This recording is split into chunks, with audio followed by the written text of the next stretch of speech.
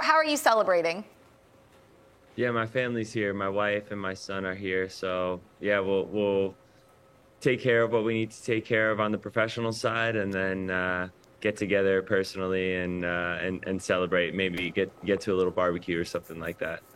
On 4th of July, what do you eat first? Like, what is the thing you want? Burger, hot dog, sausage? Young Matt was definitely hot dog all the way. Couldn't eat enough of them. But as I got older, I look forward to a good burger.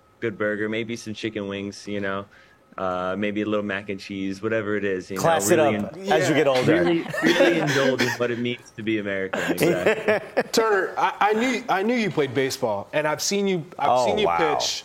I've seen you throw, catch. I'm like, all right, you got some game. But watching you take batting practice with the Cardinals, my jaw was on the floor because you looked like Ken Griffey Jr. the way you were cranking those out.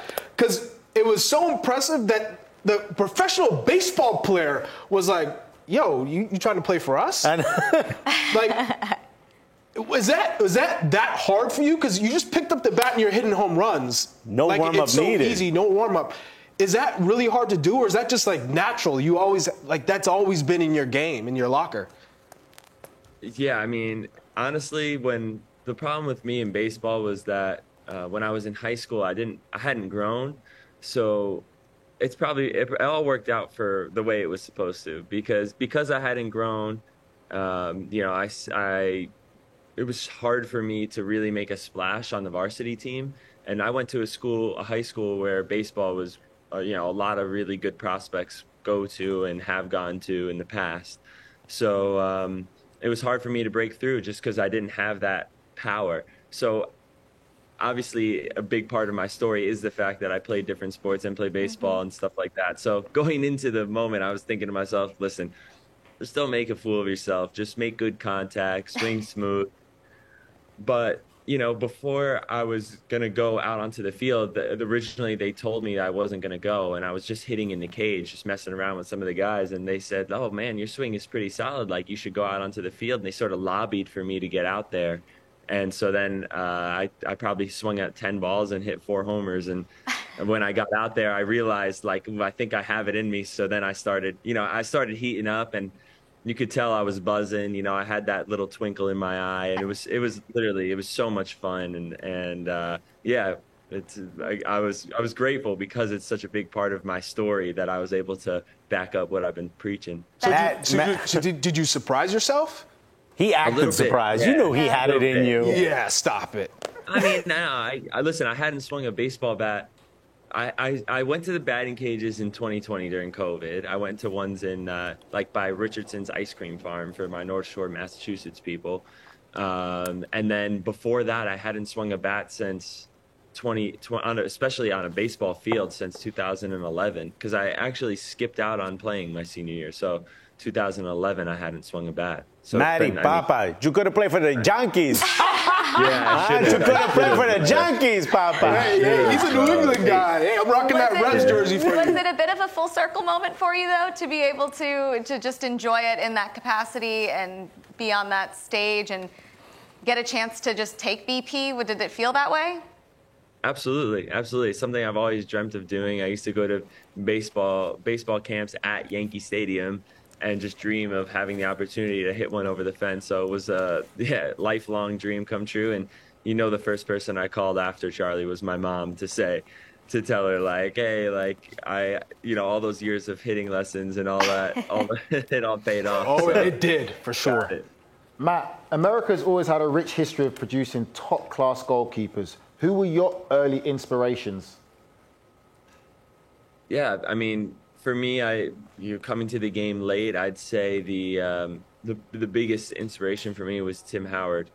He was a multi-sport background guy, also a Jersey guy. The way he played, represented our country for the World Cups a few times was just amazing. Obviously setting records, and also, the way he carried himself in the Premier League as well, and had such a great career that people really respected him over there. So he's probably been my biggest inspiration and somebody that I can call a friend now. So given that you have now a good knowledge of former keepers that inspired you. What's your Mount Rushmore of goalkeepers? How many is Mount Rushmore? I get four. You get four. I got four. Is it Even I knew that. All goalkeepers. Give me your Mount Rushmore of goalkeepers. Oh, man, now that I have a better, I'm just gonna keep it in house, you know, because Nice. that's just what. 4th of July, you got to do it. Exactly. So we obviously have Brad Friedel on there. Then we got Casey Keller. There's probably for sure on there. Tim Howard as well has got to be on there. And then the fourth of the Mount Rushmore of my American goalkeepers. Ooh, where are you going here? Oh, Put yourself on it. he's not like you. He's from Jersey, bro. He's not as vain as you. He no. was thinking it. He's not as vain as you. Probably Tony Miola. There it is. Okay. Speaking of Jersey, We'll baby. take it. Let's go. Tony's watching this like you don't mess this up. Yeah, I was. No, I I want to ask you about Arsenal. Obviously, has a lot of competition. Congratulations, Champions League coming up. We asked Brad Guzan, who was on the show, what do you say to what advice would you give Matt, someone who is currently a backup, wanting to get minutes and looking incredible for the men's national team? How important do you think that's going to be to get in some of those other competitions at Arsenal? It's really important. And then obviously not just getting into those other competitions, but doing well when you have the opportunities, to play. So for me, it's just same as I know that they're happy with how I've done over there, how I've progressed over the year. I mean, I think that the way that I've been playing for the national team shows that I've come a long way. So, more of the same. I think this summer was really important for me to get competitive games under my belt and keep that rhythm ticking. And yeah, I'm just going to continue to push and to fight. And I feel like I can play at that level, and I'm confident in myself and my ability, and I just need a string of games to really show it.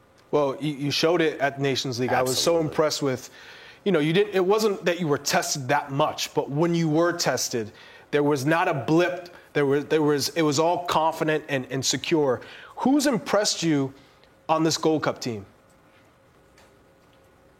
I think there's been some really good performances so far in this Gold Cup. I'd say, somebody who's really stepped up in a big way is Jalen Neal. Being 19 years old, I think he's a really mature player. He's got a good mentality about him, physical guy. He's made smart tactical fouls. He's got a really high ceiling, but he's got to just keep going and going. And the other things outside of, just on the pitch, off the pitch, he's a really focused individual. I can tell, he's always getting his work done. He's always, taking care of his body, and that's really refreshing to see. And there's obviously I got to give a shout out to DeJuan, who I thought played excellently the other night, DeJuan Jones. Up the Rebs. Yeah, of course. So yeah, there's been some good performances, but now we're going into the knockout stages, and all those fine lines are magnified. So it's a really important couple of days of training that we have here before we play in Cincinnati. You mentioned Nations League off camera, just feeling like it was like a lifetime ago, right? Because now you're into Gold Cup action as well. But for you, how important is it to get these reps as well and just kind of continue to build that chemistry throughout as you gear up to some major tournaments? Exactly. I mean, I want to continue to keep that rhythm. Every opportunity that I'm healthy and fit, and there's games for the national team, I want to be the one wearing the crest and playing in between the sticks. That's just the way it is for me. It's one of the biggest honors of my life, and I never feel like I want to take those chances, for granted. And unfortunately for my family, they understand that that's how I feel as well. And I've made tremendous sacrifices throughout my career to get me to this moment, and I don't want to, have it take a back seat to anything else. So, it's really important to keep that rhythm. And obviously with 2026, after the World Cup, it felt like it was far away, but now we're already, more than halfway through 2023, which means it's almost 2024, which means you're 2 years out from a World Cup. Ooh, Yeesh. that feels good. And you don't want to let anyone have that opportunity to get in between the sticks. No. Because you don't want them to start competing with you either. So, hey, Believe me, I know all about how hard it is for a goalkeeper to get opportunities. It's happened at every stage of and every single place that I've been in my career. Matt, thank you so much for taking the time to join us today. I hope you get a little downtime with your family this afternoon and get to enjoy the 4th of July. Of course. Happy 4th, everyone. Thanks for having me.